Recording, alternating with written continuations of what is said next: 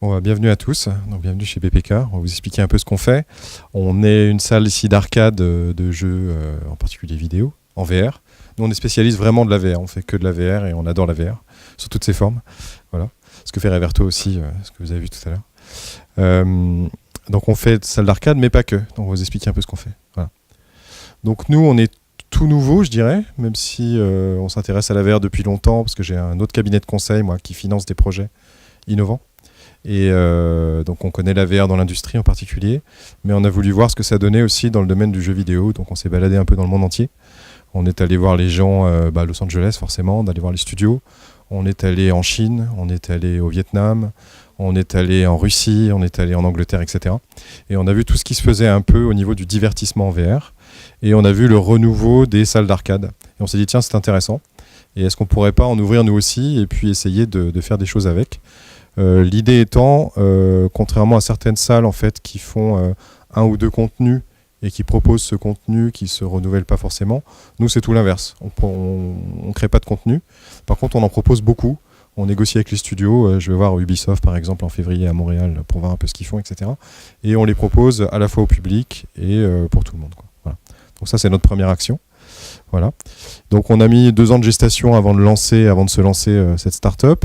On a fait 2 fois le tour de la Terre minimum, je dirais. On est allé voir effectivement ce qui s'était passé ailleurs et le renouveau des salles aussi d'arcade, en particulier en Asie. Et on a ouvert notre première salle, c'est ici, en mars cette année, en 2018. Donc c'est tout frais, c'est pour ça que ça sent encore un peu la peinture. Voilà. Et donc on a 5 axes de développement chez nous, c'est-à-dire l'entertainment, diffusion de contenu en VR, donc ça c'est ce que vous avez ici. On a également l'utilisation de la salle comme un outil parce qu'on s'est aperçu qu'il y avait plein d'usages possibles.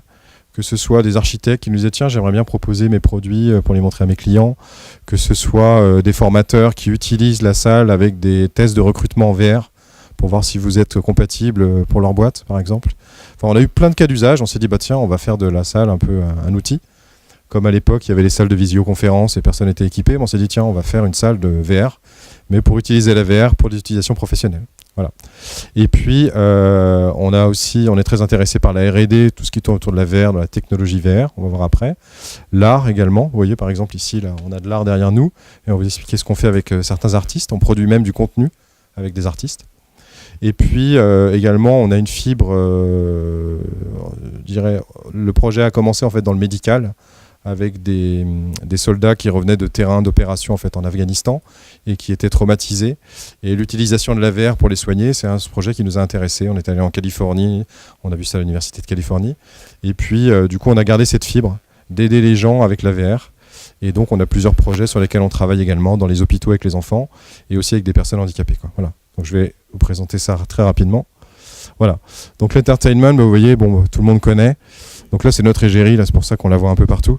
Donc on propose des contenus pour les enfants, mais surtout pour les adultes, que ce soit des contenus horrifiques, des contenus de jeux, certains connaissent sûrement Arizona Sunshine ou d'autres jeux un peu du même style, qui sont pas très intelligents, mais qui sont bien défoulants. Donc les gens viennent beaucoup jouer à ça chez nous. Voilà. Et après, on a des jeux de découverte ou des jeux de danse, ou voilà, ce genre de choses. Et également tout ce qui est simulateur auto-conduite en réalité virtuelle. Voilà. On s'est beaucoup intéressé au sujet. Comment reproduire en fait les mouvements d'une voiture en réalité virtuelle sur des sièges, etc. pour qu'on puisse s'amuser sans vomir. Voilà. Le deuxième axe, c'est l'utilisation, je vous ai dit tout à l'heure, pour les professionnels. Donc on travaille aujourd'hui avec des designers qui veulent montrer leur concept ou montrer leur création. On travaille avec des architectes qui veulent montrer par exemple là aussi des créations futures, des bâtiments, ou qui veulent également faire visiter en fait des lieux qu'ils ont créés à distance.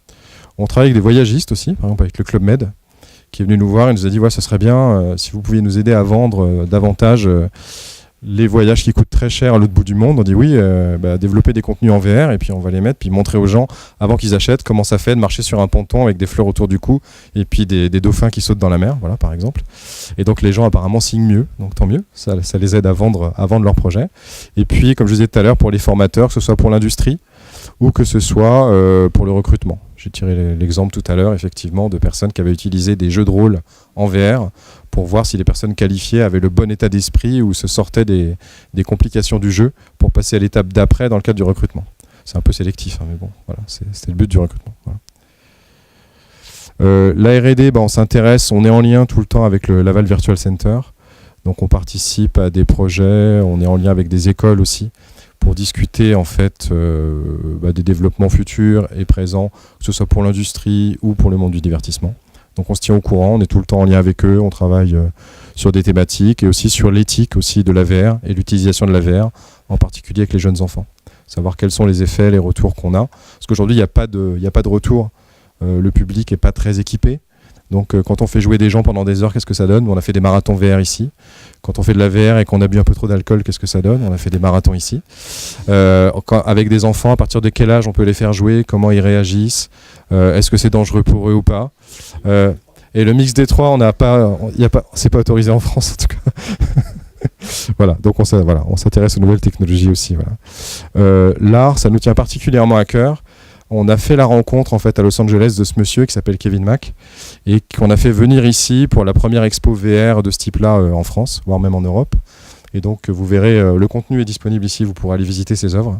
Et donc c'est un monsieur qui a eu des Oscars à Hollywood, donc c'est quand même un monsieur de l'académie, et qui a développé en fait des mondes virtuels que vous allez voir ici, et dans lequel aujourd'hui il rajoute de l'intelligence artificielle dans ces mondes pour pouvoir interagir avec ces mondes. Voilà. Alors il est très haut perché. Quand on l'a rencontré la première fois, il nous a dit, vous allez voir, c'est génial, c'est comme si on a pris du LSD, mais sans les effets secondaires. On a dit, on en veut tout de suite. Donc on a testé, et effectivement c'est un peu ça. Si vous le testez, vous verrez, c'est un peu ça. Et donc lui faisait les effets spéciaux pour Hollywood, il a travaillé sur plein de grands films, il a été oscarisé. Et du coup, d'autres artistes sont venus voir ce qu'il a fait, et on dit, c'est génial comme moyen d'expression et comme contact avec mon public, vis-à-vis de mes collectionneurs aussi.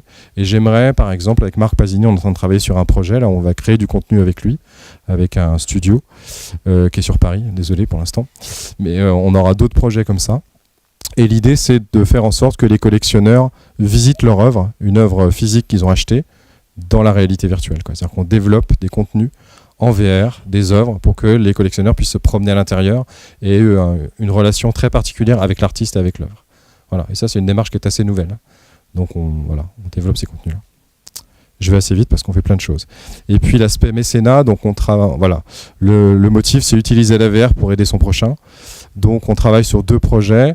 Un premier, c'est avec l'association Coucou Nous Voilou, c'est faciliter la vie des enfants à l'hôpital.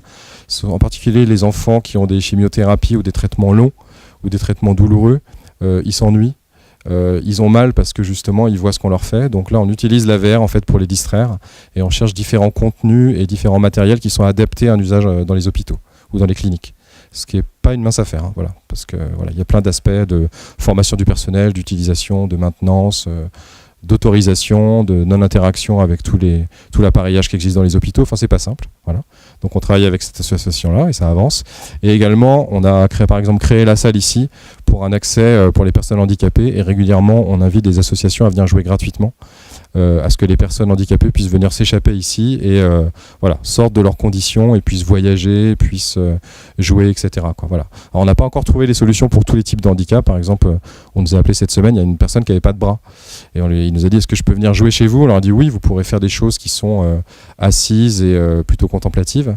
Mais lui voulait vraiment interagir. Et on n'a pas aujourd'hui de matériel qui permette à des handicaps comme ça de jouer. Voilà, ce qui est dommage. On peut jouer, si on a un bout de bras ou un bout de main, on peut jouer avec des manettes qui sont adaptées, mais si on est handicapé de cette façon-là, on n'a pas trouvé la solution. Donc on réfléchit aussi à ça. Et nous, on aime bien que les gens viennent ici, ressortent avec le sourire, et puis en passer 1 heure ou 2 à vraiment s'évader. Voilà, la VR pour nous, c'est ça, quoi. Voilà, j'en ai fini. Et ce que nous apporte Imaginov, parce que j'ai pas fait ce slide-là, je suis désolé, j'ai pas eu le temps. C'est le fait de pouvoir tous vous rencontrer, d'identifier des talents et des projets auxquels on aimerait participer ou qui sont en interaction avec les nôtres, ça fait du sens. Par Imaginov, on a trouvé par exemple des studios avec lesquels on va développer justement sur les contenus artistiques. Également, ça donne l'occasion d'échanger, parce qu'on a voyagé dans le monde entier, puis ça fait forcément des passerelles avec des choses que vous faites les uns les autres. Et puis on aime bien rencontrer des gens qui sont porteurs de projets et qui sont super motivés par ce qu'ils font en lien avec l'image et en lien avec la VR, quoi. Donc voilà. J'ai fini, merci.